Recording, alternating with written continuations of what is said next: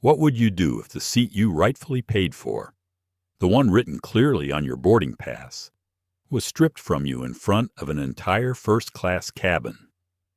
What if the flight attendant crumpled your proof into a ball, handing your dignity to another man simply because of who he was, or who he thought he was on this flight?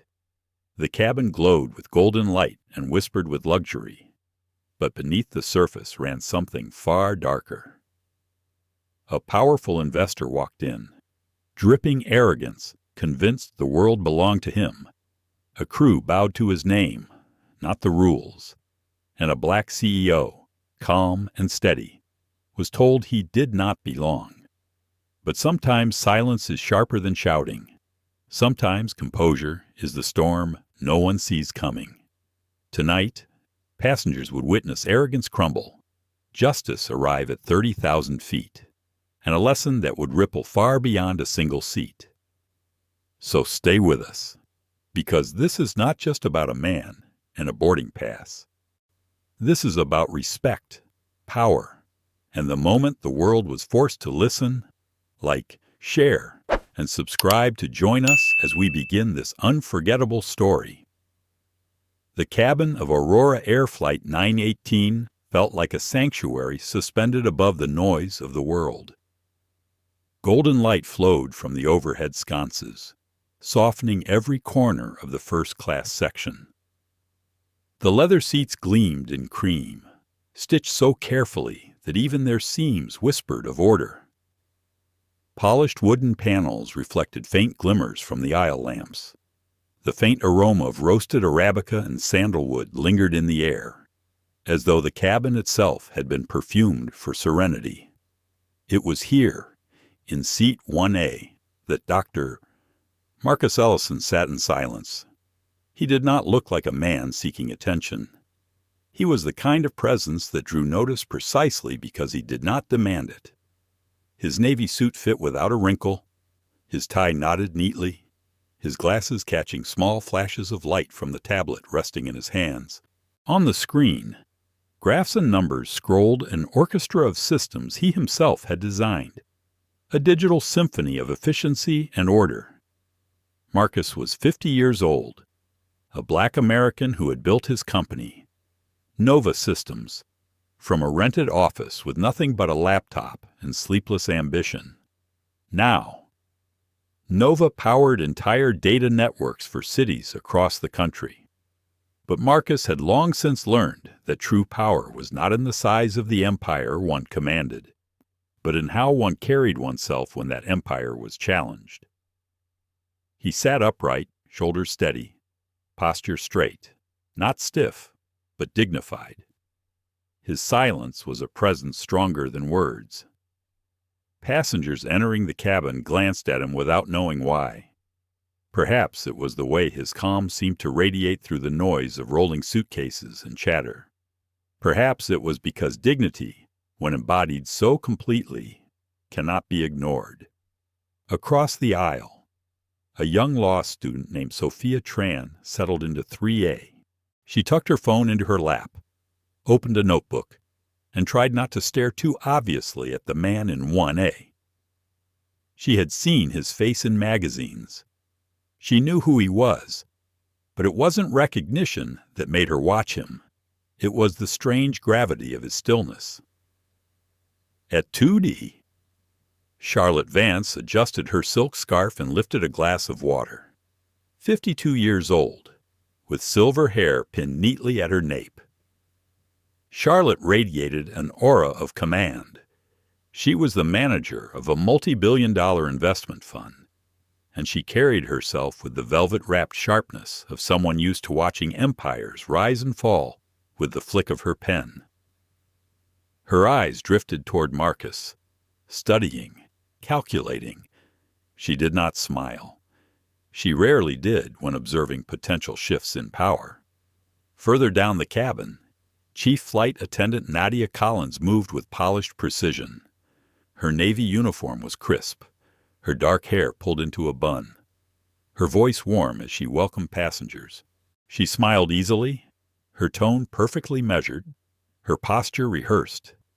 Yet beneath the polished exterior, Nadia often carried a weight and invisible pressure that came from knowing her career hung on her ability to appease those who thought themselves above the rules. The cabin seemed to breathe in rhythm. The wheels beneath the plane hummed softly as the aircraft taxied. And outside, the twilight glow of San Francisco washed the runway in copper and rose. Inside, it was as though time itself had slowed, creating a bubble where order reigned supreme. Marcus closed his tablet for a moment and leaned back into the seat. The soft leather pressed gently against his shoulders. He exhaled slowly. Outwardly, he appeared relaxed. Inwardly, his thoughts moved like currents beneath a still lake. He thought of the meetings that had shaped his life. He remembered the way voices in certain boardrooms had wrapped polite words around pointed doubts. "Are you sure you're the right fit to lead this project? Perhaps your style doesn't align with the culture we envision." Always polite, always wrapped in silk, yet always cutting the same way. He remembered shaking hands after saving contracts that protected thousands of jobs, only to notice the quiet hesitation in the eyes of those who still weighed his worth against a prejudice they would never admit aloud. And he thought, even here, in this cabin, where every detail promised equality of luxury, dignity was still something one had to defend. Marcus adjusted his glasses, his expression unchanged. He had no intention of causing scenes, but he knew something most people did not silence was not surrender. It was strategy. He felt the weight of his phone in his pocket, the secure messaging app resting behind its screen. He had designed contingency after contingency for his company, and he had learned to extend that same precision into his personal life. One word, one signal, could move levers far greater than anger ever could. For now, though, there was no need. The cabin remained calm, almost reverent. Nadia passed by, offering smiles and asking if passengers were comfortable. Charlotte set her glass down and folded her hands neatly. Sophia bent her head toward her notes, though her eyes kept flickering to Marcus when she thought no one noticed. It was a tableau of order, of civility, of silence. Yet beneath it, like the faint rumble of thunder far beyond the horizon, something restless stirred. Marcus felt it without knowing its shape. The air was too still, the calm too golden. He closed his eyes for a moment and thought of his father's words from decades ago. "Never fear silence, son. Let them think you are still. Still water cuts deeper than a roaring wave." He smiled faintly, a private smile. He did not know yet what test awaited him, but he knew the silence he carried was not emptiness. It was a blade, sheathed but sharp, waiting for the moment it was needed. The seatbelt signs chimed overhead. The aircraft tilted slightly as it turned toward the runway. Engines hummed louder, steady, measured, a heartbeat of steel and fire. The cabin lights dimmed just a touch. Passengers settled, straps clicking into place. In seat 1A. Marcus Ellison straightened his back, eyes fixed forward. Outside the window, the runway light stretched into the dark, leading to a sky full of unknowns. Inside, the cabin radiated calm, but in that calm, the first crack had already formed. The aircraft had reached a steady rhythm. Passengers leaned back, attendants checked belts, and for a brief moment, it felt as though nothing could disturb the balance. Then the cabin door opened once more.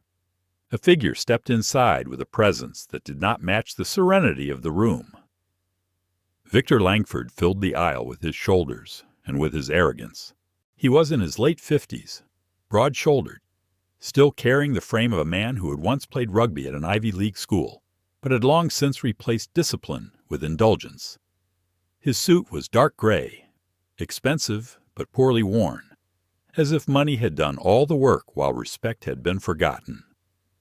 The faint smell of wine followed him, the kind of rich Cabernet that lingers even after the glass is empty. Victor did not look around to admire the cabin. He did not nod at the attendants who smiled automatically, nor acknowledge the other passengers already seated. He moved as though every inch of the aircraft belonged to him. To Victor, it was not a plane. It was his private theater. His eyes landed on seat 1A, the front left corner of the cabin, where Marcus Ellison sat with quiet composure.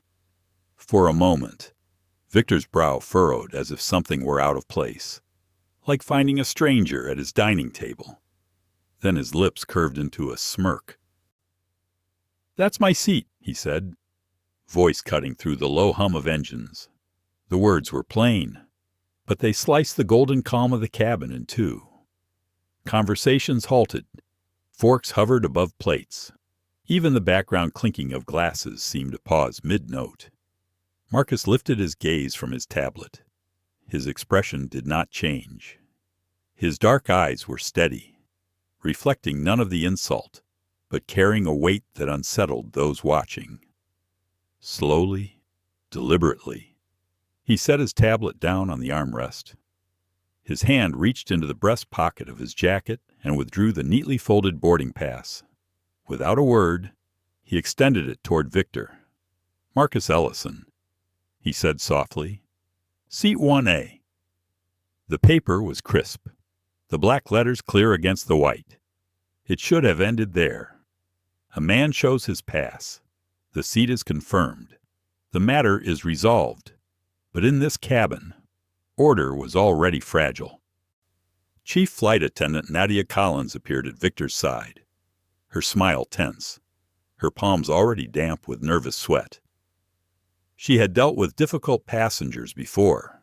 She had soothed tempers, quieted arguments, and smoothed over egos. But Victor Langford was not just any passenger. He was an investor in Aurora Air, a man who carried influence like a weapon, a man whose name could call meetings that ended careers. Victor did not even glance at the boarding pass. His smirk widened. His voice dipped lower, confident that everyone in the cabin was listening. "I have sat in this seat for years," he declared, raising his chin. "This is mine. Always has been. Always will be." A murmur stirred among the passengers. Charlotte Vance in 2D tilted her head, watching closely. Her eyes glinted with curiosity, like a hawk observing prey but waiting for the right moment to strike. Sophia Tran in 3EO looked up from her notes, her lips parting in disbelief. She could already feel the weight of injustice pressing into the air. Marcus's reply was calm, even without the tremor of anger. "Regulations don't account for familiarity, sir. They account for boarding passes."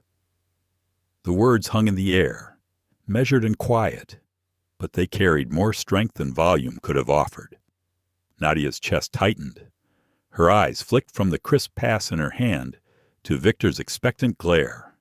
She heard her own thoughts racing. "Do not stir the storm. Nadia, if you cross him, complaints will follow. Meetings in closed rooms. A career ended with a single phone call." Her pulse thudded in her ears. And so, when fear outweighed duty, she clenched her hand. The crisp paper bent beneath her fingers. The cabin watched, holding its breath. Then the sound came slow, rough, final. The rasp of paper collapsing into a knot. The boarding pass had been crushed. The noise carried like a slap across the room. Sophia gasped softly. A man in 1C cleared his throat, shifting uncomfortably. Charlotte Vance set her glass down on the tray table, her eyes narrowing, her expression smooth, but her gaze sharpened like steel. Victor's smirk grew into a grin. He spread his arms slightly, basking in the silence that followed. You see, 1A is mine, he said, his voice dripping with satisfaction. Marcus did not move for a long moment. He looked at the crumpled paper in Nadia's hand as though it were a mirror reflecting years of prejudice wrapped in civility. The ache was not in the paper, but in the symbol, in the way a lifetime of battles could be compressed into a single, careless gesture. He inhaled once, steady. His heartbeat did not quicken. Anger did not flash. Instead, he chose composure. He nodded once, clipped and calm. "I'll take 4C, he said. And with that, he rose. His steps across the carpet were deliberate, unhurried, almost regal in their stillness. Whispers rippled through the rows as eyes followed him. Nadia felt a fleeting moment of relief, as though she had avoided disaster. But the weight of guilt pressed heavier, for she knew she had pushed a man away from justice. Marcus lowered himself into seat 4C, slid his tablet aside, and sat tall. Outwardly, his expression did not shift. But within memory surfaced boardrooms filled with skeptical glances, contracts where his signature had saved livelihoods, yet his worth still questioned. He had endured countless moments like this. History was not only written in books, he thought. It lived in the way a boarding pass could be crushed. Victor leaned back in 1A as if reclaiming a throne. He gestured for champagne, his smile hollow as glass. Back to the way it should be. He muttered loudly enough for 3 seats nearby to hear. Nadia passed by Marcus's new seat. Her smile remained fixed, but sweat dampened her palms. Inside her mind, a small voice whispered, "I was wrong." A louder voice countered, "Do not make this complicated." Charlotte's gaze shifted between the two men. She recognized 2 truths, Victor's crude arrogance and Marcus's unshakable composure. She knew the value of such calm. It was rare, born only of those who understood that power does not need to shout. And she also knew there were levers buried deep in the system. Touch the right one, and the entire structure would tremble. At 4C, Marcus opened his phone. His thumb hovered above a single contact in a secure messaging app. The cursor blinked, waiting like a live wire ready to close the circuit. His inner voice weighed the options. Was this the moment? Should he let arrogance reign unchecked, or would patience prove yet again to be mistaken for weakness? He typed one word, "Now." He pressed send. Then he shut the phone and placed it aside. His eyes fixed on the silent space between 1A and 4C. The cabin resumed its usual sounds, glasses clinking, forks against porcelain, the measured steps of attendants. Yet for a few who paid attention, the air felt different. It was as if the pressure had dropped, as if a storm was gathering unseen. Victor raised his glass, savoring his false victory, unaware that the ground beneath him had already begun to shift. Nadia adjusted a tablecloth, oblivious to the wave turning against her. Sophia Tran glanced again at Marcus, sensing something she could not yet name. The man stripped of his seat did not rage, did not shout.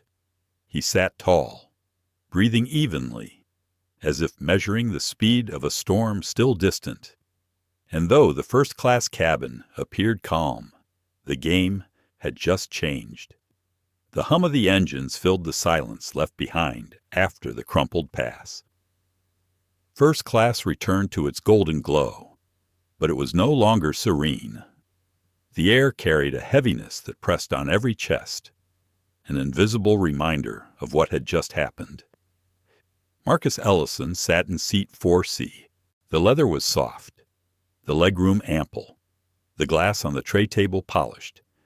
Yet the seat felt foreign. It was not 1A. It was not what he had been promised, not what he had earned. The difference between 4 rows seemed small, but it carried the weight of history. He folded his hands on his lap and breathed slowly, outwardly. Nothing about him suggested turmoil. His shoulders were relaxed, his chin steady, his expression composed. But within, his mind turned like storm clouds gathering across a still lake. Was silence the right choice? The question pulsed through him with every heartbeat. He thought of the countless times in his life when silence had been mistaken for weakness, the meetings where colleagues had spoken over him, assuming his quiet meant agreement, the conferences where his contributions were overlooked until repeated by someone else, the negotiations where his calm patience had been spun as lack of fire. But he also remembered the victories born from silence, deals secured not by shouting but by measured words, partnerships formed not by aggression but by waiting until the other side revealed their hand. He had learned that silence could be a shield, and sometimes it could be a sword. Now, seated in 4C, he wondered which it would become tonight. Victor Langford lounged in 1A like a king restored to a stolen throne. He tapped his fingers against the armrest, his gold watch catching the light.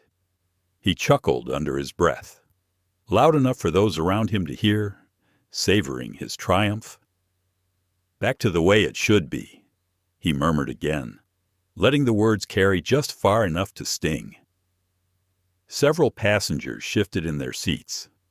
A man in 1C pretended to focus on the in-flight magazine, though his jaw tightened with discomfort. Sophia Tran in 3A leaned closer to her notebook, but her phone screen glowed faintly. The camera angled discreetly toward the aisle. Charlotte Vance in 2D crossed one leg over the other, her glass of water untouched, her gaze fixed forward with the composure of a woman reading a chessboard. Nadia Collins passed down the aisle, her smile stiff, her voice rehearsed. "Is everything comfortable for you, sir?" she asked Victor, the words polished but hollow. Victor raised his glass of champagne, nodded curtly, and took a long sip. His arrogance filled the space like smoke. Marcus did not react. He rested his eyes on the small screen of his tablet, though his thoughts were elsewhere. He remembered the first time he sat in a boardroom filled with men who questioned whether someone like him could lead. He remembered the tone, the subtle disbelief, the way they measured his worth not by his skills, but by an image they carried in their minds of who belonged and who did not. A memory sharpened in his chest. Years ago, he had been denied a contract despite presenting the strongest proposal. The rejection letter had read, "We've decided to move in a different direction." Later, he learned the truth whispered through hallways. He did not fit the company's image of leadership. He was brilliant, yes, but not the kind of face they wanted in front of clients. Tonight, as he sat in 4C, the echo of that memory returned. A boarding pass crushed into a ball. A seat taken not by right but by entitlement. It was all the same language, spoken differently through time. Marcus's gaze lifted briefly toward Victor. The man was laughing now, chatting with a fellow passenger about his vineyard and his decades of loyalty to the airline. His voice dripped with false nostalgia, as though his personal history outweighed the rules of every other traveler. Marcus's eyes shifted to Nadia. She moved gracefully, but her hands trembled faintly when she thought no one could see. She knew what she had done. Fear had ruled her choice, and now guilt pressed like a stone against her chest. Marcus could see it in the way she avoided his gaze, in the way she poured wine with too much precision, trying to control the one thing still within her reach. Charlotte Vance observed it all. Her expression revealed nothing, but her mind catalogued every detail. She saw Victor's arrogance, Marcus's composure, Nadia's guilt, and Sophia's subtle rebellion with her phone.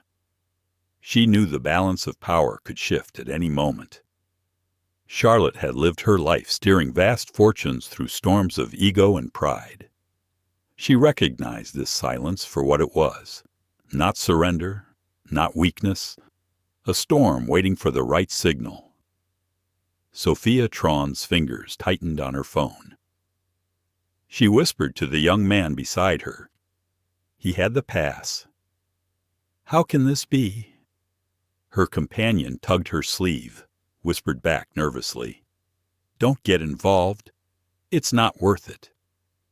But Sophia kept her phone steady, pretending to scroll through the news while her camera captured Victor's smug posture and Marcus's stillness. She felt the injustice burning in her chest, and though fear told her to stay quiet, another voice urged her to record. If nothing else, the world deserved to see. Marcus closed his tablet. He reached for the glass of water on the tray table and took a slow sip. His reflection glimmered faintly in the polished surface of the glass.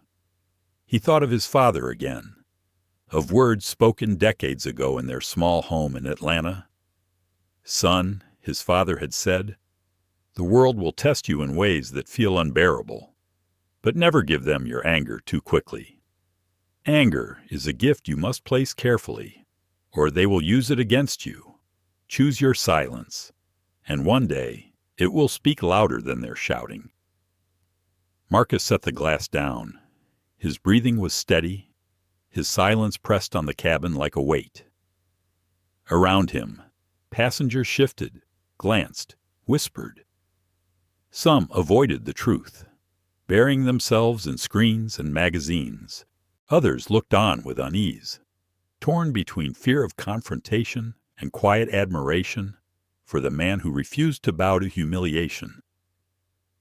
Victor's laughter rang out again. "Order restored," he said loudly, clinking his glass against the tray table. "Some things never change." Marcus's jaw tightened, though his expression remained calm. His thoughts swirled like currents hidden beneath calm water. Was this silence enough? Would it teach, or would it allow arrogance to reign unchallenged? His hand brushed against his pocket, where his phone rested, the secure app only a few taps away. He knew the weight of that one word already typed. He knew the levers it would pull, the storm it would unleash. But he also knew the cost. If he pressed send too soon, it would look like vengeance, not justice. If he waited too long, the humiliation would deepen. The injustice would solidify. His mind balanced on that edge, calculating like a surgeon before the incision. Charlotte Vance's eyes flickered to him for the briefest moment. Her lips curved in the faintest of smiles, as though she sensed the storm forming. She lifted her glass again, but she did not drink. She was waiting. Sophia Tran kept her phone steady, her heart racing. She felt she was no longer just a witness, but part of something larger, something history would remember. Victor leaned back further, smugness radiating from every gesture. "This seat," he said, his voice carrying like a sermon, "is always mine. Everyone knows it." Marcus inhaled deeply. His silence did not break.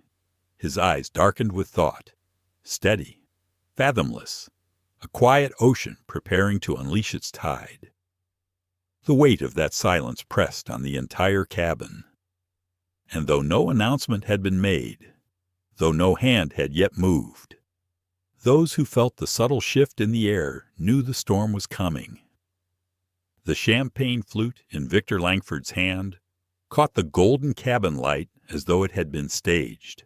He lifted it high, swirling the liquid lazily before bringing it to his lips.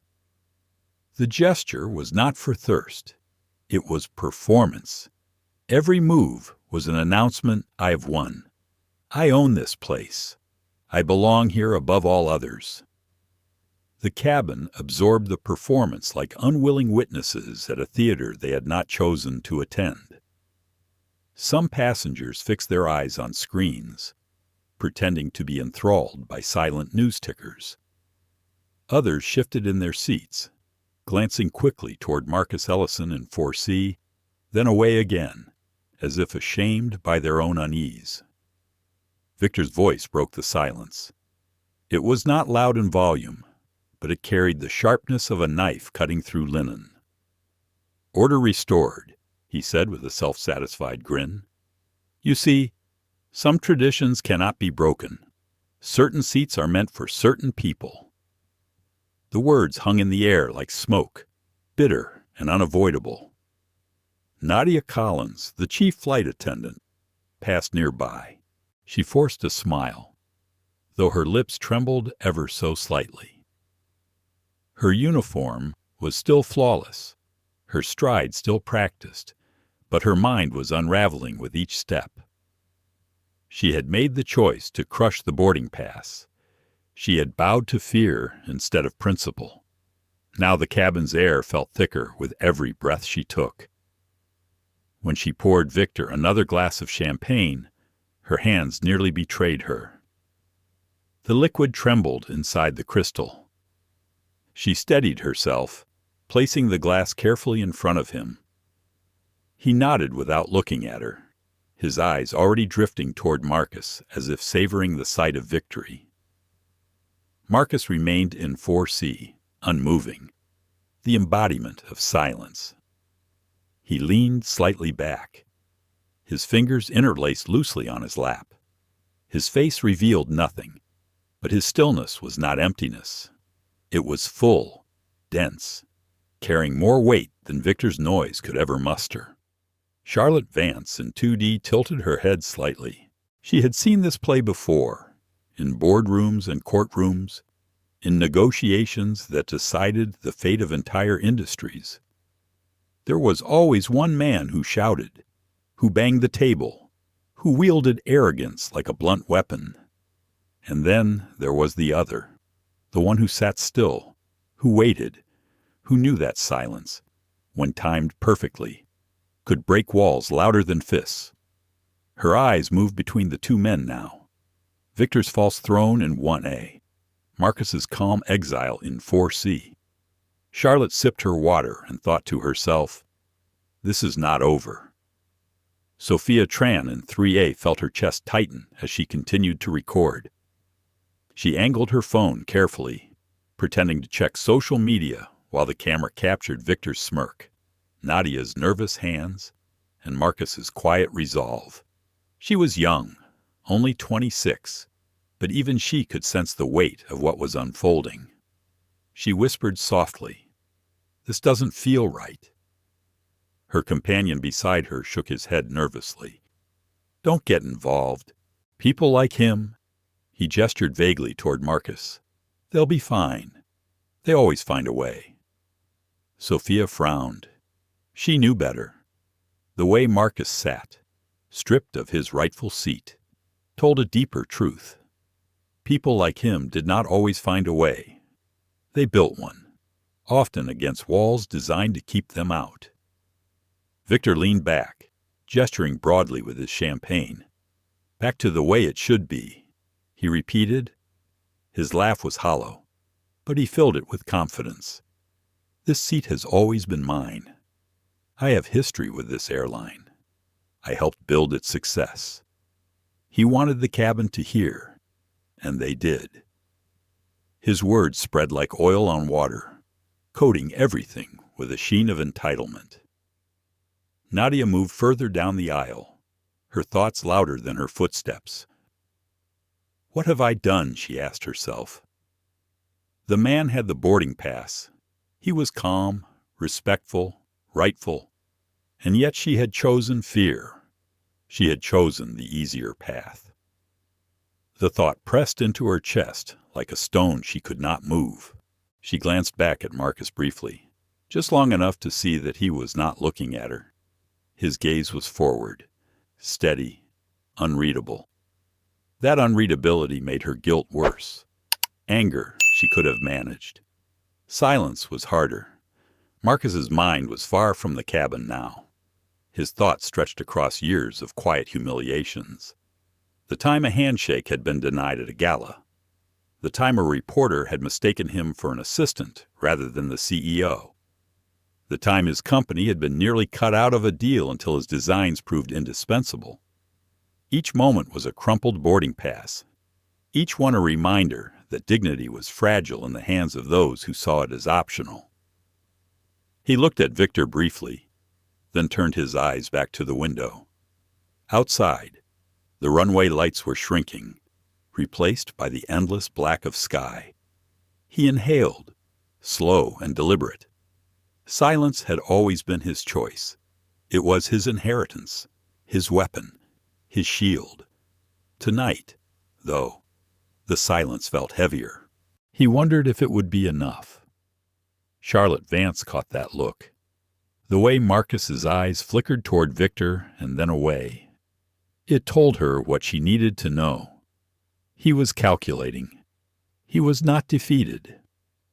She leaned back in her seat, her mind turning like clockwork. She thought of the encrypted system she and Marcus had once helped design in another era, another fight. She wondered if he still had it. Sophia Tran's phone captured Victor raising his glass again. The young woman swallowed hard. She felt her thumb twitch, tempted to stop recording, but she couldn't. Her heart told her this footage might matter. Victor spoke again, louder this time, his voice dripping with mockery. Some people don't understand that in this world. There is order. Some people belong at the front, others don't. That's just the way it is. The word stung. Several passengers frowned, but remained silent. No one dared confront him. The air thickened with cowardice, with complicity, with the weight of injustice tolerated. Marcus closed his eyes briefly. His father's words echoed again. Never let them mistake your silence for surrender. He opened them again, steady, calm, unbroken. Victor's noise filled the cabin, but Marcus's stillness filled it more. Nadia passed by once more, her heart pounding. Her voice trembled as she asked another passenger if they needed anything. She avoided Marcus entirely. She could not bear the quiet judgment she imagined in his stillness. Charlotte watched Nadia carefully. She saw the tremor, the guilt, the crack forming in the polished facade. Fear had driven Nadia to crush the pass, but fear would not protect her from what was coming. Sophia whispered again to her companion. He doesn't even have to say anything. You can feel it. Something's going to happen. Her companion shook his head. Uneasy. Don't be dramatic. But Sophia's eyes stayed on Marcus. She sensed the gravity around him, the way the air bent toward his silence. She was right. Something was coming. Victor leaned forward in his seat, gesturing grandly to no one in particular. "Do you even know who I am?" he said loudly. "I've poured millions into this airline. I've earned this seat. It belongs to me." Marcus did not look at him. He sat still, his silence louder than any retort could have been. The contrast was stark. One man filled the air with noise, flailing in the hollow performance of power. The other sat in silence, his dignity intact, his composure unbroken, his very stillness unsettling those who watched. Noise against stillness, arrogance against composure. The cabin felt the tension, and though no one spoke it aloud, they all knew. The scales were shifting, and silence was winning. The golden calm of the cabin was gone. In its place lingered a heavy stillness, thick as fog, where every word seemed to echo louder than intended. Victor Langford sat in 1A, sipping champagne as if it were a crown jewel. His arrogance radiated across the cabin, an invisible performance meant for everyone within earshot. Yet what unsettled the passengers most was not his noise, but the silence that sat in 4C. Marcus Ellison leaned back against the leather seat, his gaze steady, his breathing calm. The weight of his silence pressed on those nearby. He had not argued, had not raised his voice, had not demanded what was rightfully his.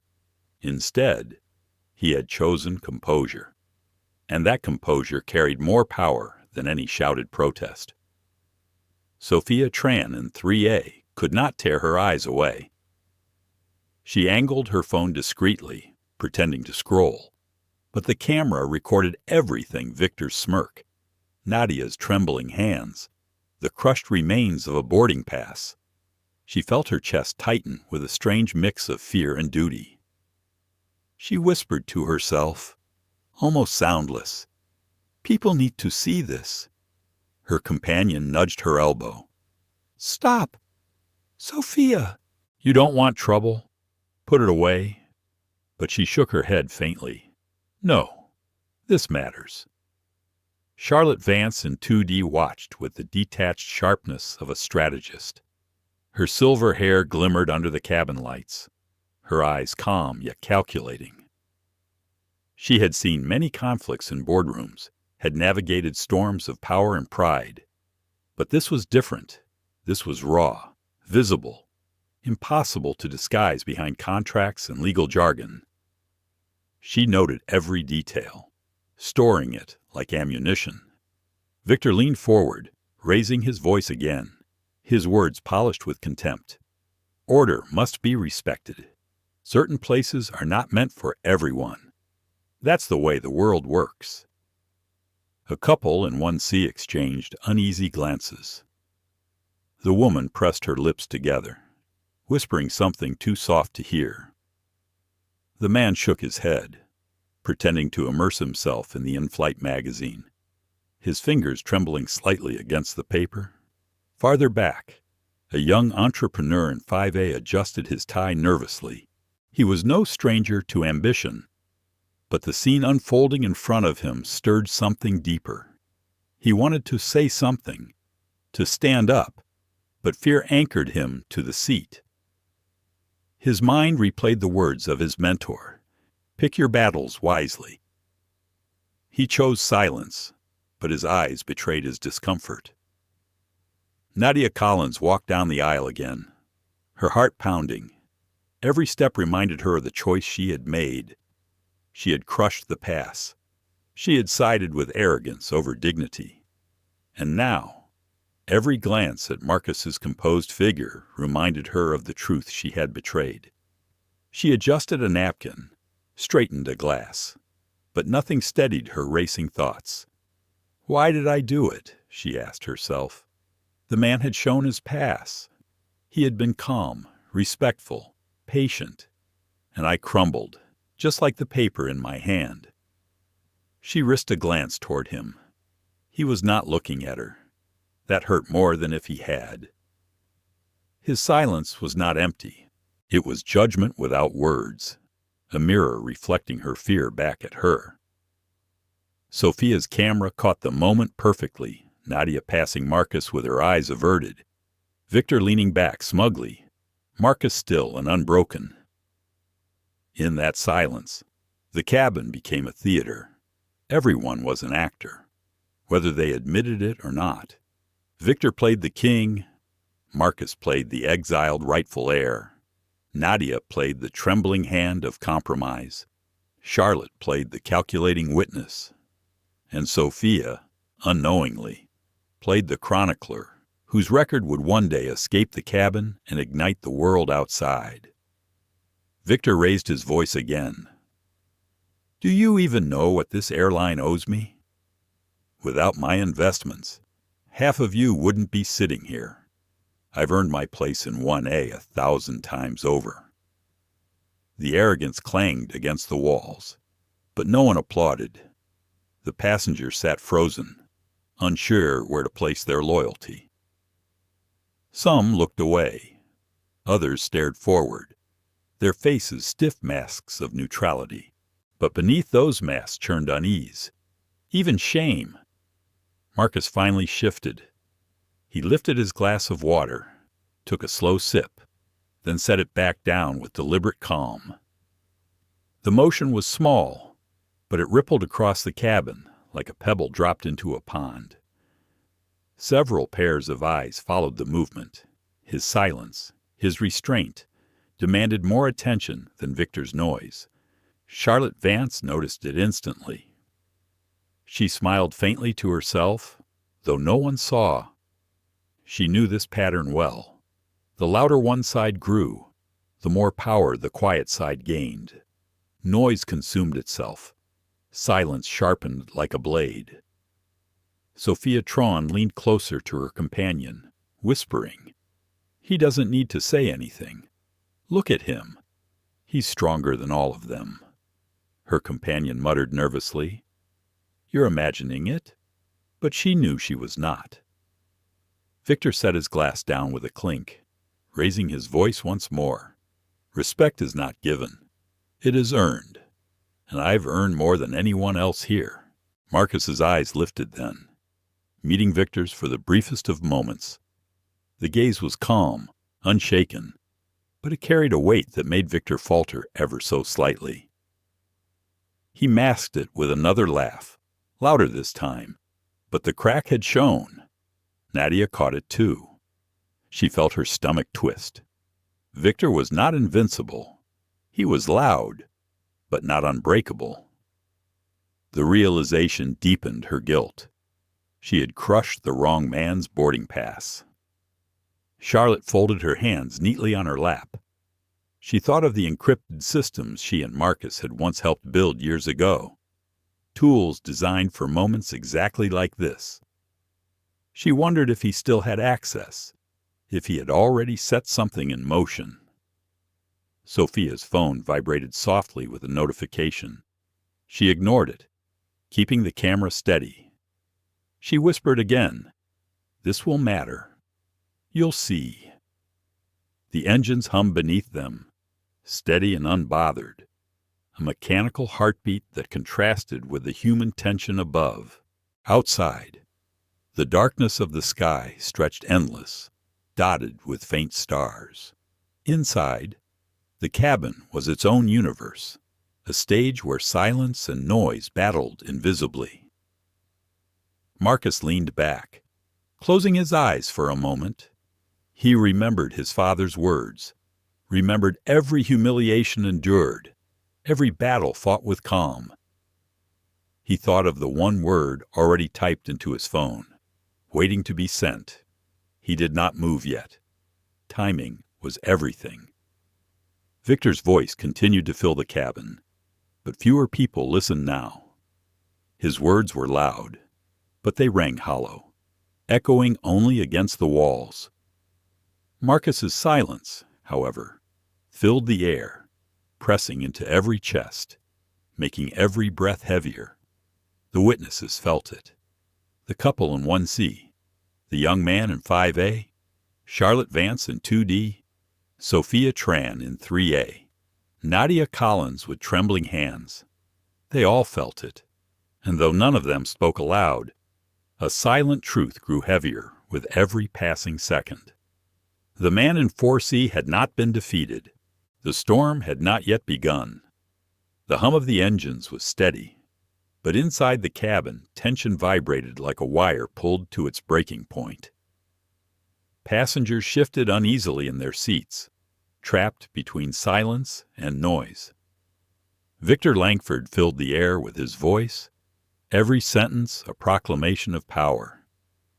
"You see," he said with a laugh that dripped with arrogance, "this seat has always been mine. I've built this airline with my investments. Without me, you wouldn't even be flying. Order must be preserved. 1A belongs to me." His words landed like stones thrown into still water. They made ripples, but they could not drown the silence. Marcus Ellison sat in 4C, posture composed, his face calm. But beneath that calm was movement, like tectonic plates shifting beneath the earth. He had endured this performance long enough. His silence had spoken, but noise still reigned unchecked. His hand slid into his pocket. He drew out his phone, its screen glowing softly against the dim light.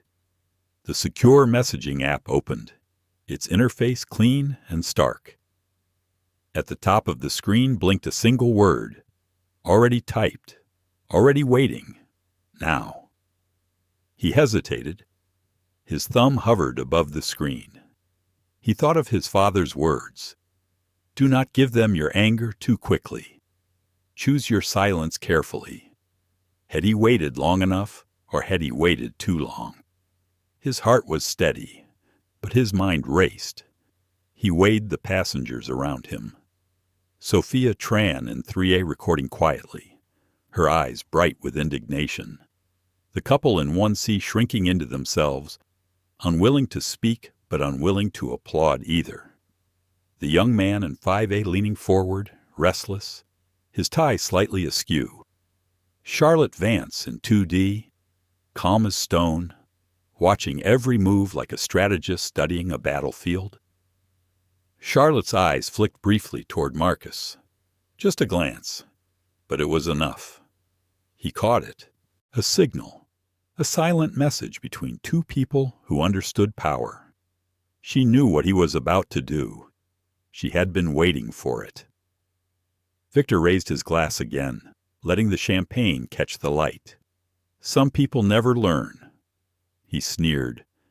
You can't just buy your way into respect. You have to be born into it. The words cut through the cabin like acid. Several passengers lowered their eyes, ashamed for him yet afraid to show it. Marcus inhaled once, his thumb pressed down. Now. Sent. The message blinked away. He slid the phone back onto the tray table, laced his fingers together, and sat still, his eyes fixed forward, unshaken. He had pulled the trigger. The storm was set in motion. Charlotte's phone buzzed softly in her lap. She lowered her eyes, hiding the faintest curve of a smile. She unlocked it with smooth precision, her long fingers dancing across the encrypted app they had once helped design. A relic from another battle, another reform. She had not expected to use it again. But here it was, alive once more. The message was simple, but its meaning was immense. Protocol Delta. Replace entire crew immediately. Charlotte tapped the confirmation. The faint chime was almost inaudible, but to her it sounded like a drumbeat echoing through the cabin. She placed her phone back into her bag, lifted her glass of water, and took a slow sip. Nadia Collins stood at the front of the cabin, her palms slick with sweat. She could not shake the image of the crumpled boarding pass in her hand. It haunted her like a ghost, following her with every step. She adjusted her uniform, straightened a napkin, forced another smile. None of it helped. Her mind replayed the moment again and again. Marcus showing his pass, calm and respectful. Victor sneering, demanding, and her own hand, trembling with fear, crushing the truth into a ball of paper. She looked at Marcus in 4C, her stomach twisting. He had not yelled, had not argued, had not accused her. His silence was worse. It was a mirror she could not escape. And now she felt something else in the air. A shift, a heaviness that made her chest tighten. She did not know what it was, but she felt it. Sophia Tran's phone continued to record. She glanced at Marcus, then at Charlotte, then back at Marcus. She sensed something had changed, though she could not name it. She whispered to her companion. Did you feel that her companion frowned? Feel what? The air. It's different now. Victor noticed nothing. He leaned back, gesturing with his glass, his voice louder than ever. Respect is a currency, and I've earned more than anyone else in this cabin. Some people should remember their place. His arrogance rolled through the air, but fewer people listened now. Eyes drifted toward Marcus instead, curious, uneasy, drawn to the stillness that sat like a shadow over the noise. Marcus sat tall, eyes steady, breathing calm. He had done his part. The silence was no longer surrender. It was action, sharpened into a blade. Charlotte's gaze flicked briefly toward him again. A silent acknowledgement passed between them. She had activated the signal. The storm was coming. Nadia felt it before anyone else. A vibration in her bones, a weight pressing down on her chest. She smoothed her uniform again, her hands trembling. She forced a smile as she offered a tray of wine to another passenger. But inside, her thoughts screamed. Something is wrong. Something is coming. The young entrepreneur in 5A leaned forward, whispering to himself, "This doesn't feel like an ordinary flight." The couple in 1C exchanged another glance, their faces pale. The woman whispered, "It's like the air changed."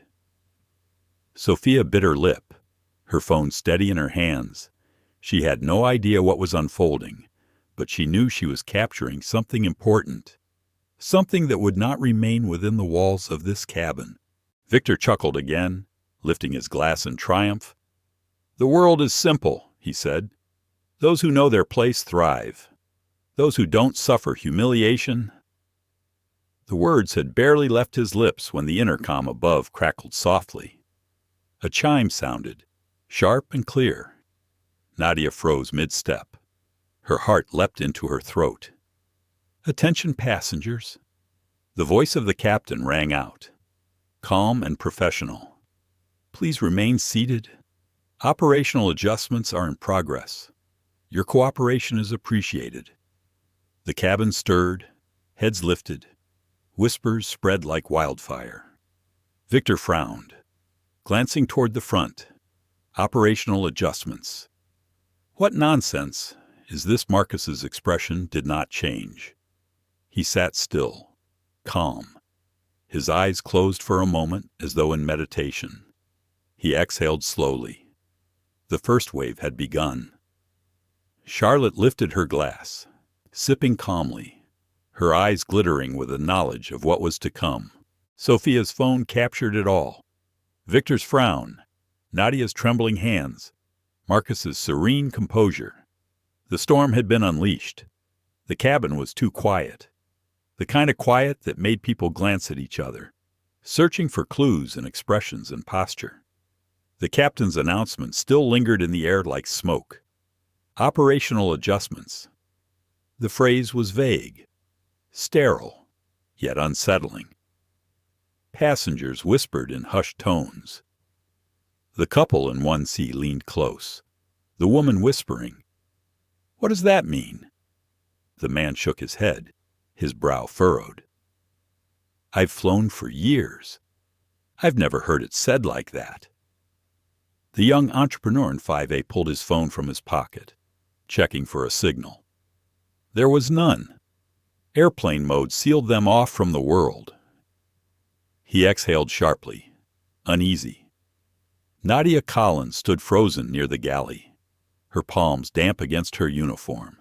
She had worked on hundreds of flights, memorized every protocol, faced turbulence and unruly passengers, even medical emergencies, but never this, never a phrase that seemed to drop the floor out from under the cabin. Her heart pounded as she replayed the crumpled boarding pass in her mind. Was this connected? Had her decision triggered something she could not control? The weight of guilt pressed heavier, until even her uniform collar felt suffocating. Victor Langford shifted in seat 1A, irritation flashing across his face. Operational adjustments, he muttered mockingly. Nonsense. They probably forgot some catering carts. Nothing important. But his laugh sounded forced this time. His hand tightened on the stem of his champagne glass. Charlotte Vance in 2D set her glass down gently. Her face revealed nothing, but her eyes gleamed with the sharpness of someone who knew more than she let on. She could feel it, the balance of power shifting underfoot. Marcus had moved a piece on the board, and now the system was responding. Sophia Tran in 3A pressed record again after briefly pausing. Her heart raced. She whispered to herself, "This is bigger than I thought." Her companion leaned close, whispering harshly, "Stop filming." "If they see you." She shook her head. "No, people need to know. Something's happening. All the while." Marcus Ellison sat in 4C, composed as ever. His hands rested lightly on his knees, his gaze fixed forward. To the casual eye, he looked relaxed, almost detached, but his stillness was purposeful. He was listening, feeling, waiting. The trigger had been pulled. Now came the unraveling. The intercom chimed again. A new voice, firm and clear, replaced the captain's. "Ladies and gentlemen, this is a formal notice. By order of the Executive Board, current flight operations are under review. Please remain calm and in your seats as we proceed with crew reassignment." The words landed like a thunderclap. Gas rippled through the cabin. A woman in 2C covered her mouth. The man in 1C muttered, "Crew reassignment mid-flight." "That's impossible." Nadia's knees weakened. "Crew reassignment." Her throat closed with dread. She looked toward her colleagues, their faces pale, eyes wide with disbelief. None of them moved. None of them spoke. Victor slammed his glass onto the tray, the sharp ring cutting through the whispers. "This is outrageous," he barked. "No one replaces a crew mid-flight. I've flown for decades. This isn't how it works." But his voice cracked at the edges, betraying the first hints of fear. Charlotte Vance folded her hands on her lap, her gaze steady. She knew what was unfolding. She had helped build the tools years ago, with Marcus at her side. She could almost hear the gears turning in the background, the silent machinery of power at work. Sophia's camera captured everything: Victor's rising panic, Nadia's trembling hands, passengers' wide eyes, Marcus's unwavering calm. Nadia stumbled a step forward, whispering to herself, "This can't be happening." Her chest burned with guilt. Was this her punishment? Was the universe answering for her cowardice? For the moment she had betrayed the truth in her hand. Victor rose halfway from his seat, his broad frame blocking the aisle. "I demand to speak with the captain," he shouted. "This flight does not proceed until I've had answers." But no answer came. The cockpit door remained shut. The intercom stayed silent. Passengers exchanged glances. Some shrank back into their seats, afraid of confrontation. Others leaned forward, sensing history unraveling before their eyes. Marcus finally moved. He reached for his glass of water, lifted it calmly, and took a measured sip. Then he set it down again, as though nothing unusual had happened.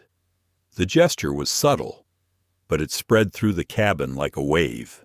His calm was louder than Victor's shouts. Victor glared at him. "You think this is your doing, don't you?" he snapped.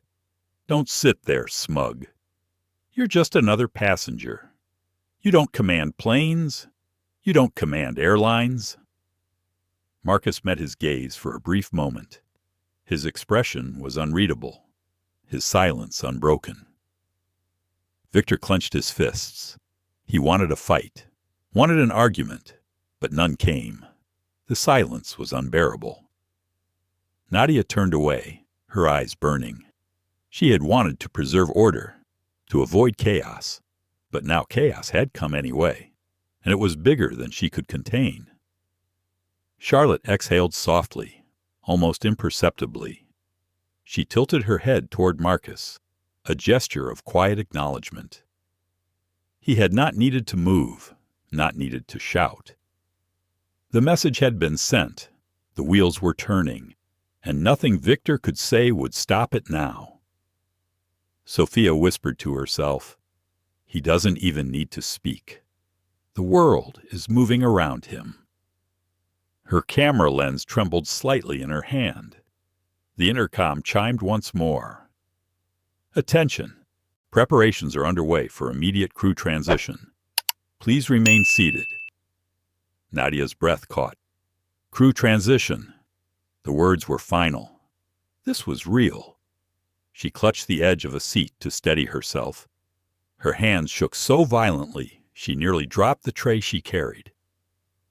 Victor pounded the armrest with his fist. This is absurd. I will call the board myself.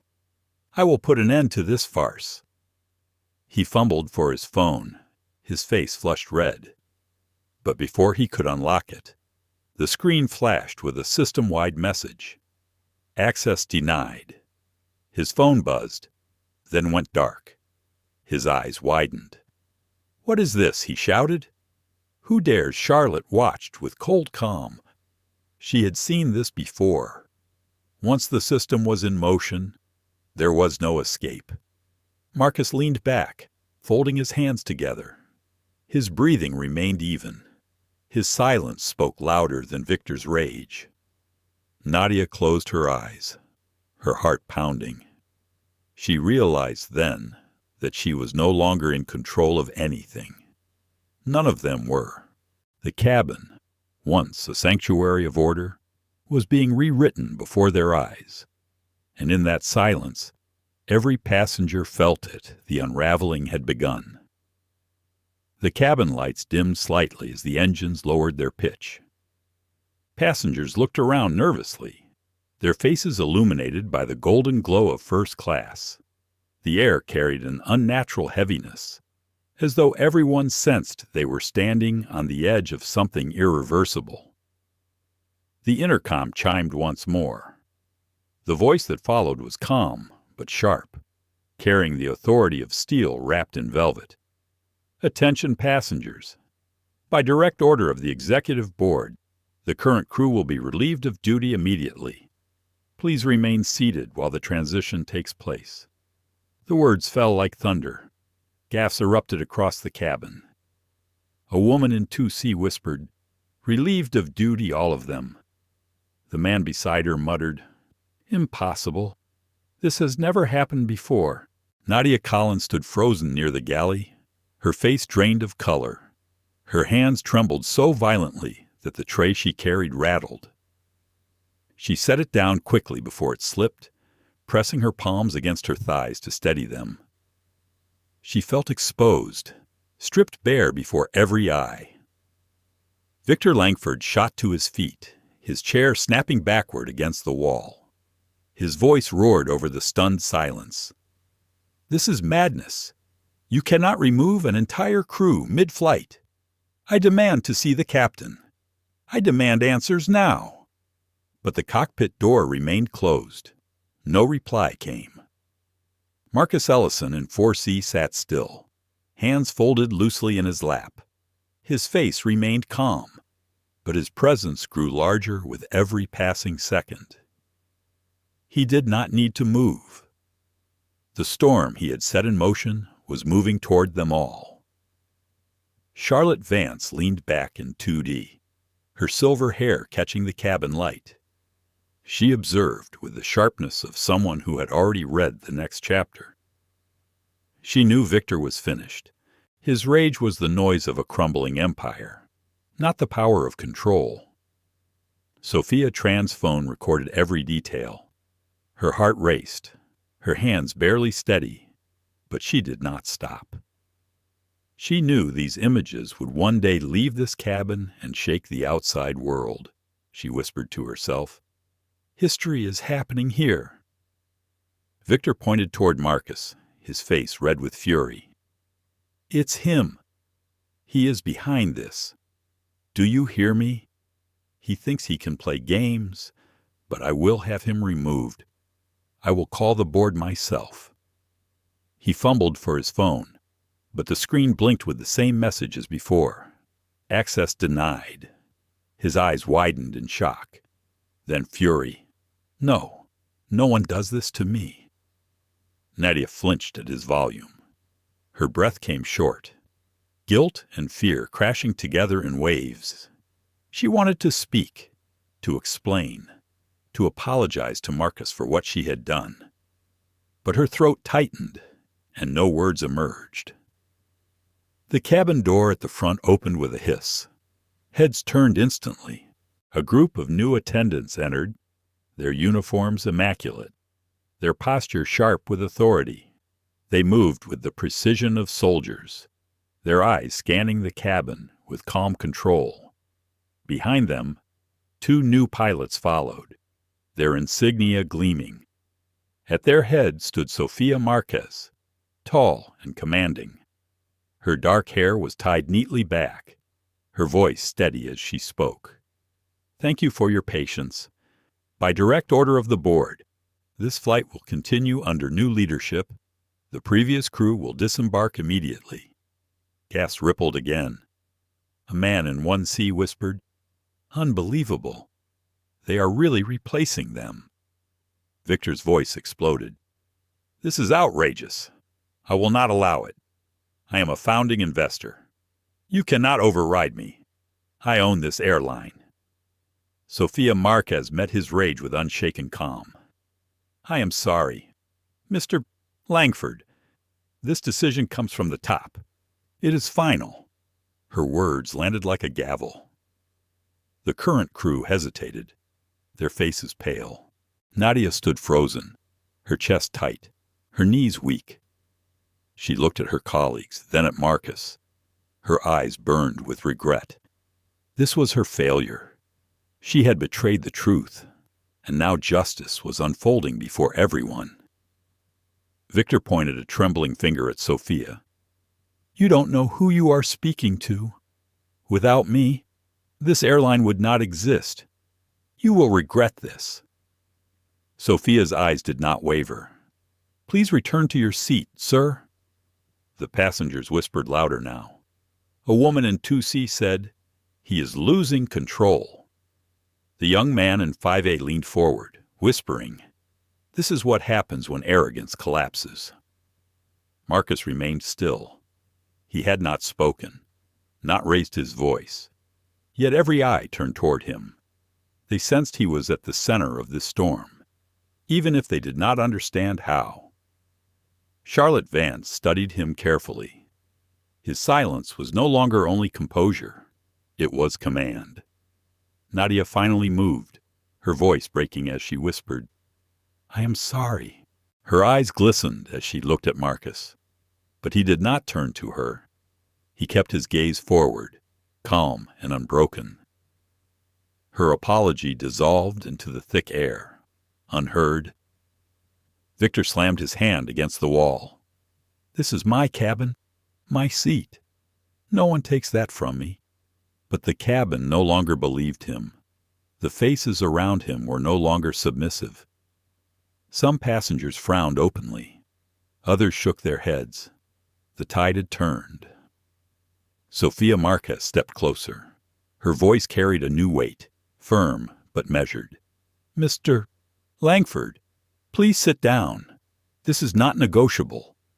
For the first time, Victor's voice faltered. "You cannot do this to me." Sofia's gaze stayed locked. "Sir, it has already been done." Silence fell, the kind of silence that reshaped everything. Victor's chest rose and fell with heavy breaths. His arrogance cracked, replaced by desperation. He looked around, searching for allies, but none met his eyes. Passengers turned away or stared back with cold detachment. Even Nadia could not look at him.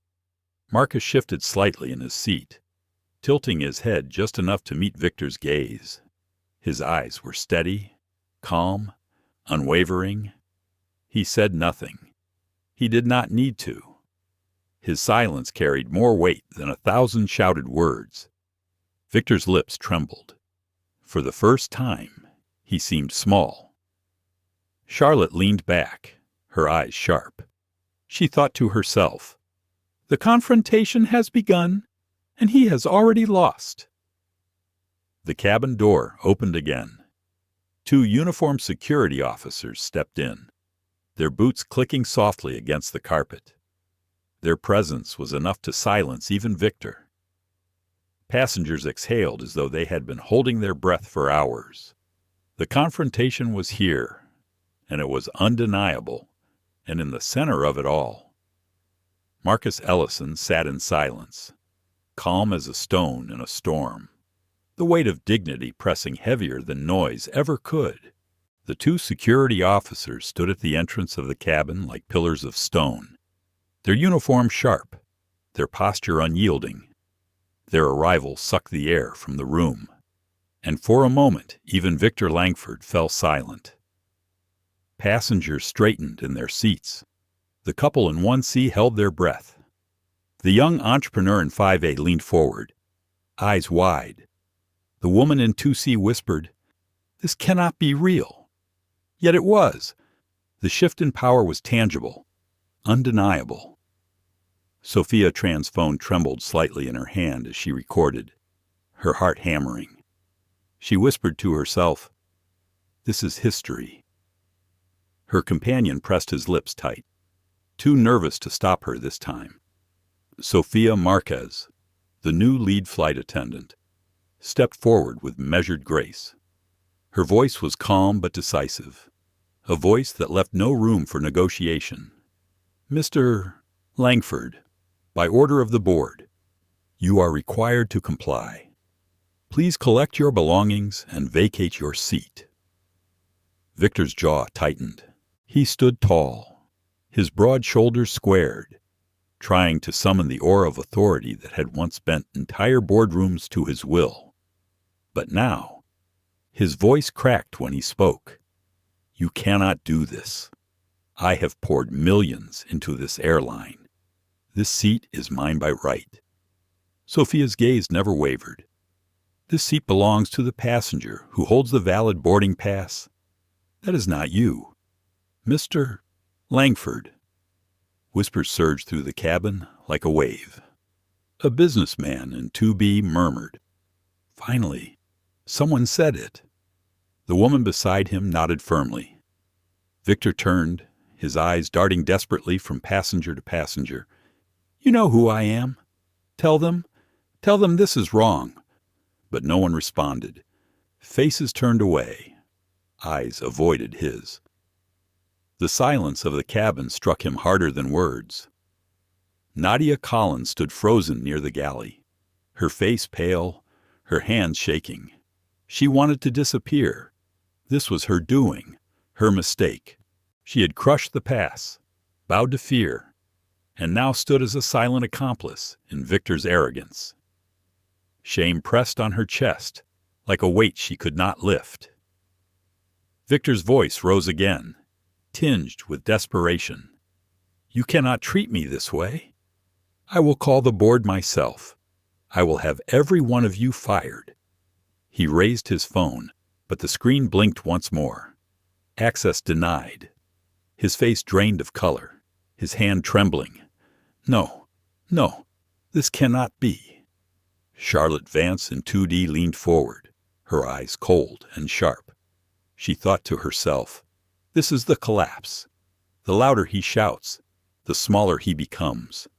Marcus Ellison finally moved. He rose from seat 4C, his movements unhurried, deliberate. The cabin hushed instantly. Every eye followed him as though the very air leaned in to listen. He walked forward slowly until he stood beside Victor in the aisle. The contrast was stark. Victor's face was flushed with rage, his breaths uneven, his fists clenched. Marcus stood tall, calm, his expression steady, his silence commanding. For a long moment, neither spoke.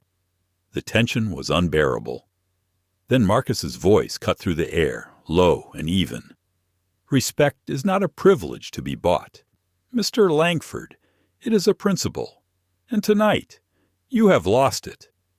Gas fluttered through the cabin. The words were not loud, but they landed with the weight of a verdict. Victor's mouth opened, but no sound came out. His lips trembled, his eyes darting wildly. He looked at Marcus, then at the passengers, then at the officers. But no one came to his defense. The empire he thought unshakable had dissolved into silence. Sophia Marquez nodded toward the officers. Their voices rang firm and final. Mr. Langford, please step aside. We will escort you off this aircraft. Victor staggered back a step, his bravado crumbling. No, you will regret this. All of you. I will. His words broke, scattered into fragments of desperation. The officers stepped closer, their presence filling the space. Victor raised his hands instinctively, not in defiance, but in fear. His shoulders slumped as the truth pressed down on him. He was no longer untouchable. Passengers shifted, their gazes unrelenting. A few muttered under their breath. Serves him right. Finally, justice. Sophia Tran's phone captured every detail of Victor's trembling hands, Marcus's calm, the officer's firm grip. She whispered, "The world needs to see this." Nadia could not look away. Her chest ached with regret. She wanted to scream an apology to Marcus, to beg forgiveness, but her voice was locked inside her throat. She pressed her hands together tightly, her eyes wet with shame. The officers took Victor by the arms, not violently, but with authority. He jerked once, then stopped resisting. His steps dragged as they led him down the aisle. The champagne glass he had left behind still shimmered on the tray table, the bubbles rising in silence. No one touched it. As Victor reached the door, he turned once more, his voice breaking. "This is not the end. I will return. You will all regret this day." But his words fell into emptiness. No one responded. The cabin had already moved beyond him. The door hissed open. The officers guided him out, his frame shrinking as he disappeared into the jet bridge. The door shut behind him with a heavy finality. The silence that followed was different from before. It was not suffocating tension. It was release. The kind of silence that comes when a storm has passed, leaving the air clearer, sharper, new. Marcus stood in the aisle, tall and calm. Sophia Marcus turned toward him, her voice steady but softer now. "Mr. Ellison, please return to seat 1A. On behalf of the airline, we sincerely apologize for what you endured." The passengers held their breath as Marcus stepped forward. Each stride carried quiet weight. When he reached 1A, he paused, his eyes sweeping the cabin once. He lowered himself into the seat with deliberate calm. The leather seemed to embrace him, as though order had been restored. The cabin exhaled as one. Passengers sat straighter, some nodding subtly, others watching him with quiet admiration. The balance had shifted. Marcus opened his tablet, scrolling calmly through documents, as if nothing had happened. Yet everyone knew something had. Charlotte Vance allowed herself a faint smile. She thought, this was not merely a man reclaiming a seat. This was a statement, Sophia Tran whispered. He didn't even raise his voice, and he won. Nadia stood frozen, tears welling in her eyes. Her chest burned with shame, but also with awe. She had crushed the pass, but he had never crushed her spirit in return. He had simply endured, and in doing so, he had triumphed. The cabin was quiet now, but it was not the quiet of fear. It was the quiet of respect, and in that silence, Marcus Ellison sat in seat 1A, not as a passenger, but as a symbol of dignity reclaimed. The hiss of the closing door echoed through the cabin like the final note of a symphony. For a moment, the silence was absolute. No one shifted, no one spoke. The only sound was the low hum of the engines, steady and indifferent to the storm that had just passed. Victor Langford was gone. The man who had once dominated the space with arrogance and entitlement had been escorted out, leaving behind nothing but a half-empty champagne glass and the faint scent of his cologne. His absence was heavy, yet strangely liberating. The cabin itself seemed to breathe again. Marcus Ellison sat in seat 1A, his posture upright, his expression calm. He adjusted his glasses and tapped lightly on his tablet, scrolling through documents as though returning to business. Yet every passenger knew this was no ordinary business. His stillness carried weight. His silence spoke louder than Victor's rage ever had. The couple in 1C exchanged quiet glances. The woman whispered, "I cannot believe what we just saw." The man nodded slowly. "I can. People like Langford always think they own the world. But not tonight." In 2C, a middle-aged woman pressed her hand to her lips. Her eyes shone with something like relief. He never raised his voice. She murmured, "Not once." And still, he won. Sophia Tran sat in 3A, her phone resting in her lap. She had stopped recording, but the weight of the footage pressed on her like a responsibility. She whispered to her companion, "This will go viral. People need to see it. They need to see what dignity looks like." Her companion shook his head nervously. "You could get in trouble." Sophia met his eyes firmly. "Some things are worth the risk." Farther down, the young entrepreneur in 5A leaned back, exhaling heavily. He thought of all the boardrooms where he had bowed to arrogance, all the contracts lost to prejudice dressed as professionalism. Tonight, he had witnessed a new template: silence as power, composure as rebellion. Charlotte Vance in 2D sat perfectly still, her eyes fixed on Marcus. For years she had sparred with him in boardrooms, clashed over visions, philosophies, and strategy. But in this moment, she recognized something she had always known, yet never admitted. His silence was not weakness. It was command. It forced the world to move around him. She thought to herself, "Victor has been dethroned, but Marcus has not simply taken his place. He has shifted the meaning of power itself." Nadia Collins stood near the galley, her throat tight, her chest aching. She felt the weight of every gaze, even those that avoided her. Shame dug into her bones. She had betrayed the truth, chosen fear, crushed the boarding pass with her own hand. And yet, Marcus had never retaliated. He had never spoken a word against her. That mercy cut deeper than condemnation. She wanted to approach him, to apologize, to fall to her knees if necessary. But her legs refused to move. Her voice was a knot inside her throat. She could only stand, trembling, caught between guilt and awe. Sophia Marquez, the new lead flight attendant, moved with composed efficiency, instructing her team to take over service. Her voice was steady as she addressed the passengers. "Thank you for your patience. The remainder of this flight will continue without further interruption. Please relax and enjoy the service." But the passengers could not simply relax.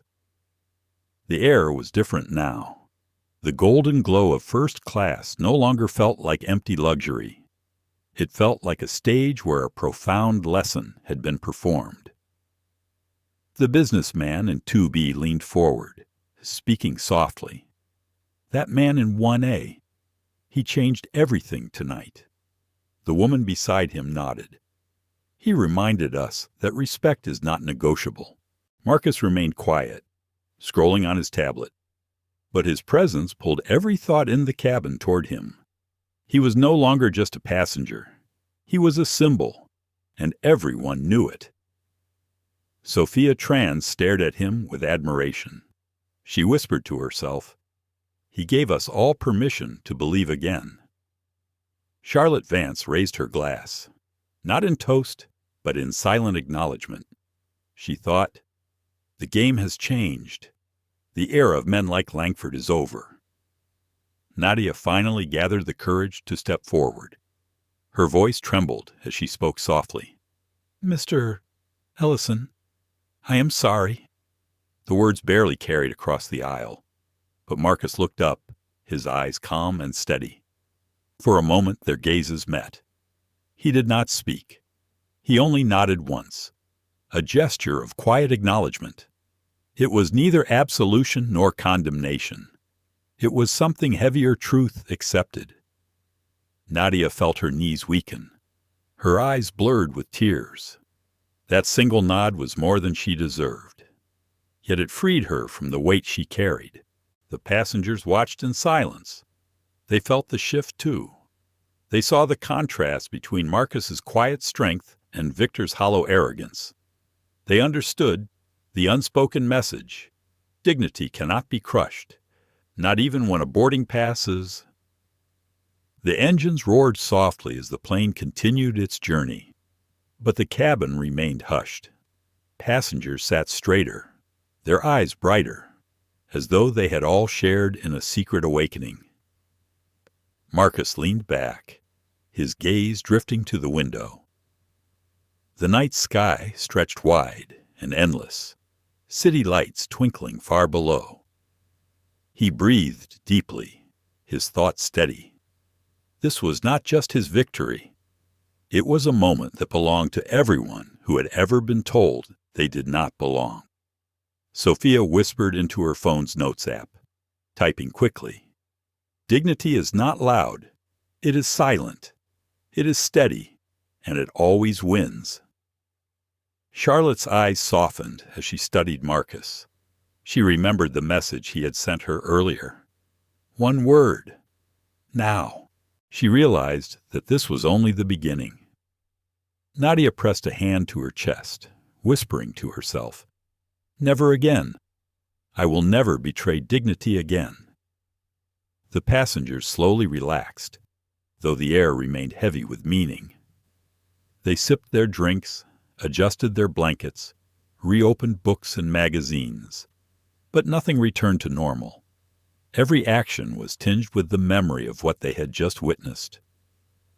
And at the center of it all sat Marcus Ellison, calm, silent, dignified. He did not demand the spotlight. The spotlight had found him.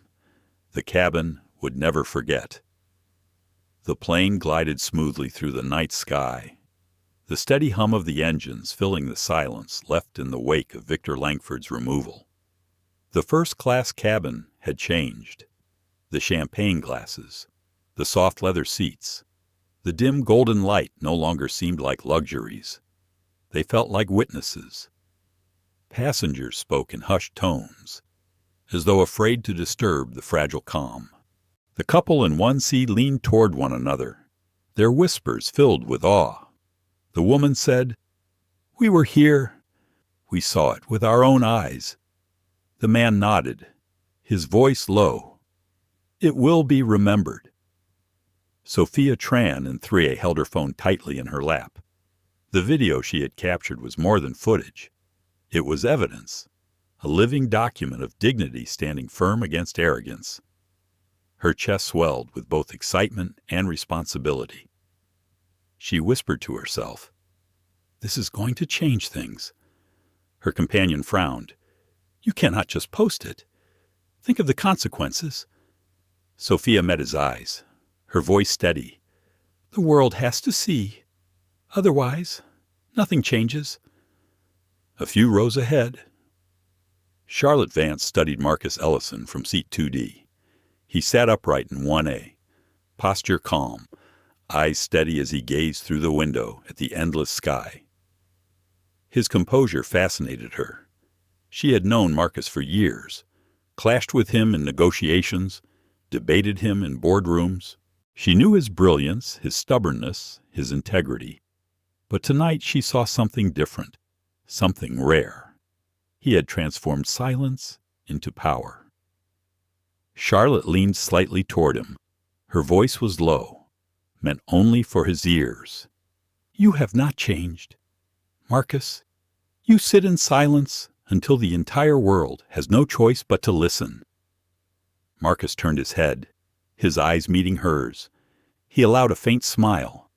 "And you, Charlotte, have not changed either. You move at the right moment, decisive, leaving no room for escape. Her lips curved, but her gaze remained sharp. What happened here tonight is only the beginning. Langford is not unique. There are many like him. The system is filled with them. Marcus nodded slowly. His expression remained calm, but his eyes carried fire. I know. We will not only reclaim seats, we will reclaim respect itself. Charlotte tilted her head, studying him. Are you ready for what comes next? Because it will not stop with Langford. The fight will grow larger, fiercer. Marcus drew a breath, his gaze returning to the dark sky beyond the glass. The fiercer it becomes, the more it needs someone steady in the silence. Not silence that bows its head, but silence that refuses to yield. Charlotte's lips softened into a true smile. She leaned back into her seat, her glass of water untouched on the tray. She knew then that their paths, no matter how divergent, would converge again when justice demanded it. Behind them, Sophia Tran quietly typed into her notes app, her words flowing quickly. This story is not just about a seat. It is about what happens when arrogance collapses and dignity stands tall. People will see. People will feel it. And once they do, they will never forget. Her companion sighed, sensing her determination. Then be ready for the storm when it spreads. Nadia Collins stood near the galley, her back pressed against the wall. She felt like an intruder in her own uniform. The applause of passengers that had not been given still echoed in her mind. Applause not for her, but for Marcus. Shame clawed at her chest. She thought of the sound of paper tearing in her hands, the moment she had crumpled his boarding pass. It had felt like survival then, a desperate attempt to appease power and avoid the storm. But now, standing in the aftermath, she realized she had not survived. She had been diminished. Her eyes welled with tears as she whispered to herself, "If I had chosen differently, I would not be standing here in shame." She wanted to approach Marcus again, to fall to her knees if necessary, to beg for forgiveness. But something in his calm gaze earlier had told her that forgiveness was not hers to demand. It was hers to earn, and that would take more than words. The cabin remained subdued. Some passengers closed their eyes, pretending to rest, though their thoughts still circled the storm they had witnessed. Others stared out the window, the reflection of Marcus's calm figure etched into their minds. Sophia Marquez, the new lead attendant, moved down the aisle. Her steps measured. She adjusted blankets, offered drinks, and restored order with practiced precision. But her eyes flicked often toward Marcus. She knew that this night was no ordinary shift, no ordinary flight. This was history, and she was part of it. Charlotte leaned forward again, her voice softer now, almost reflective. You understand, Marcus, that silence is not always enough. Sometimes the world needs words. Marcus nodded once, and sometimes words weaken the truth. Tonight, silence was the only answer. Charlotte considered that, then inclined her head in acknowledgement. Sophia Tran pressed her phone to her chest, whispering, "The silence will speak when the world sees this." In 1C, the couple sat straighter. The woman touched her husband's hand and said, "He gave us all something tonight." Her husband nodded. Yes, he showed us that dignity is not negotiable. Nadia closed her eyes, her hands clasped tightly. Her thoughts whispered, "Never again will I betray truth. Never again will I fear arrogance over dignity." The engines droned on. The sky stretched endlessly. And inside the cabin, a strange unity settled among strangers. They had all witnessed it. They had all felt the shift. and in the heart of it sat Marcus Ellison, calm, silent, immovable, a man who had turned humiliation into victory without raising his voice. Charlotte exhaled softly, her voice a quiet vow. "This is not the end, Marcus. This is the beginning." He did not answer. He did not need to. His silence carried more weight than any words could. The cabin would remember. The passengers would remember. And when Sophia Tran's video reached the world beyond these walls, everyone would remember. The night stretched endlessly beyond the aircraft windows. Clouds drifted below like dark oceans, while the faint shimmer of city lights appeared and vanished in the distance. The hum of the engines was steady, but inside the cabin every sound carried meaning. The clink of a glass, the rustle of a page, the sigh of a passenger.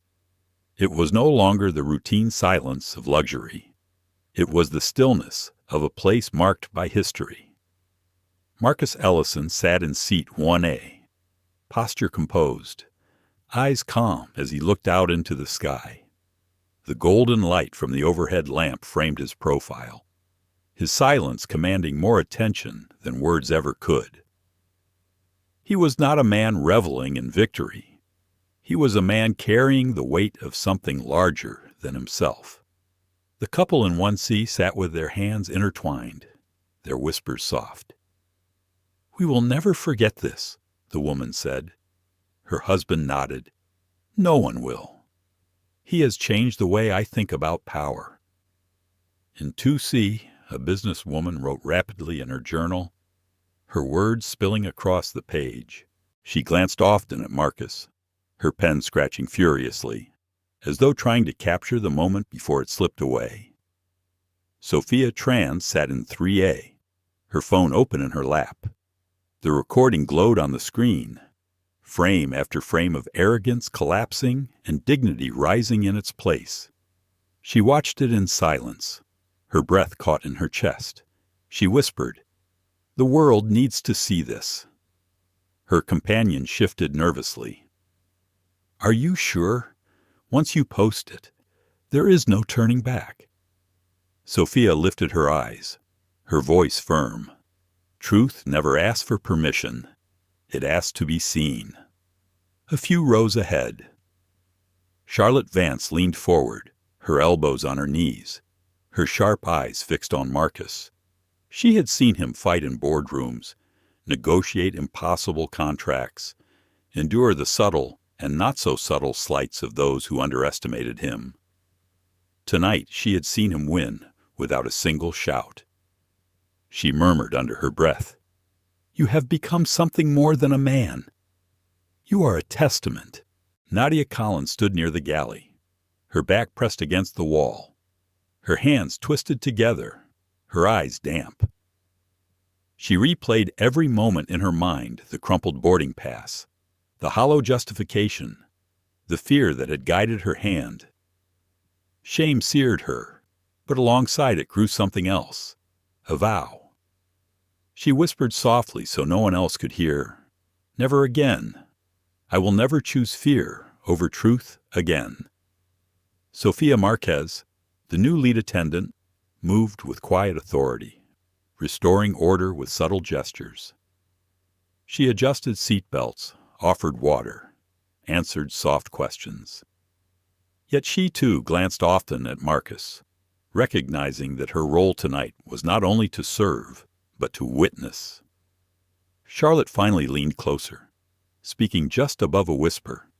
"Marcus, do you realize what you have done?" He turned his head, his eyes steady. "I reclaimed what was already mine." She shook her head lightly. "No, you did more. You showed every person here that silence can be sharper than arrogance. You reminded them that respect is not a gift but a right." Marcus's lips curved slightly, though his gaze remained thoughtful. "Then let them remember. Let them carry it with them when they leave this plane." Sophia Tran tapped her screen.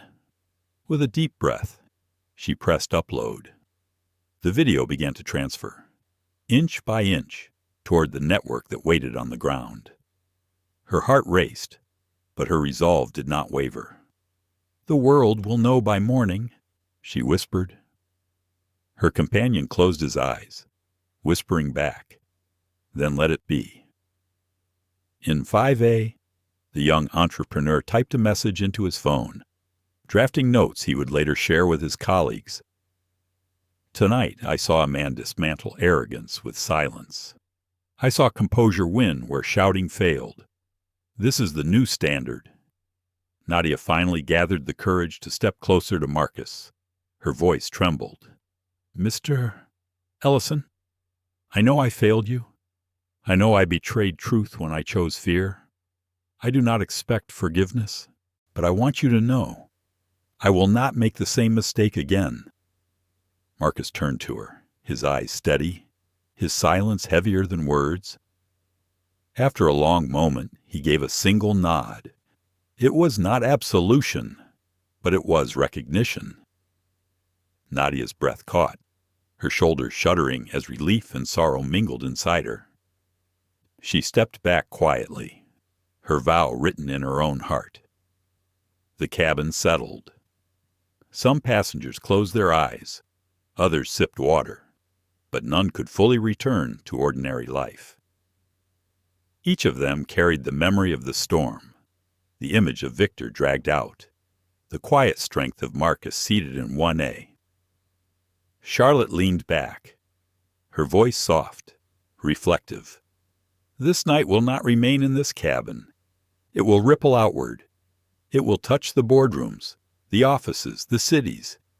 People will remember the man who did not need to shout to win." Marcus closed his eyes briefly, inhaling deeply. His voice was calm, resolute. Then let it begin. Outside, the plane cut through the night sky, a silver streak against the darkness. Inside, strangers shared a bond forged in silence, a collective understanding that they had witnessed more than an incident. They had witnessed a shift. Sophia Tron's phone buzzed lightly. The upload was complete. She stared at the screen, her hands trembling, her chest swelling with the enormity of it. "It is done," she whispered. Her companion squeezed her hand. "Then history begins tonight."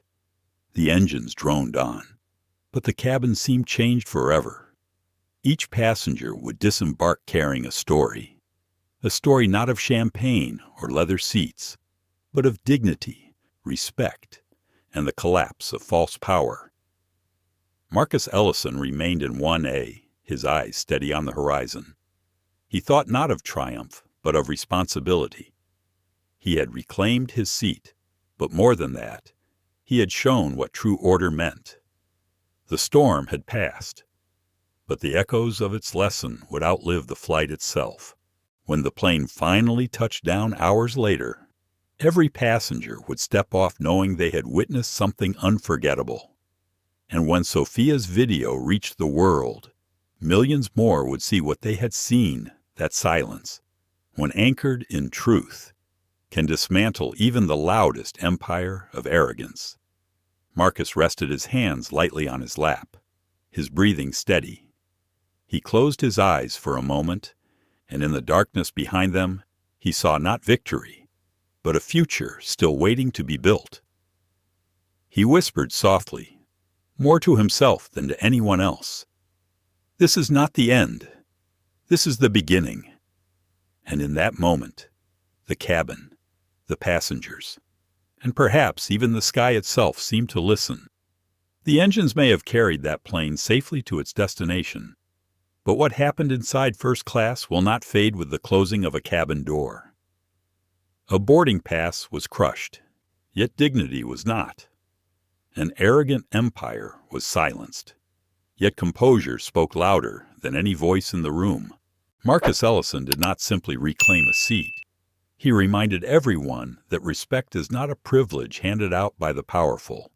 It is the minimum owed to every human being. His silence became a mirror, forcing passengers, crew, and soon the world to face a painful truth. prejudice still hides in polished places. And as Victor Langford was escorted out, arrogance unraveling with every step, the cabin learned something it would never forget. Justice is not always loud. Sometimes it arrives quietly, like a storm hidden in still skies. Let this story linger in your heart.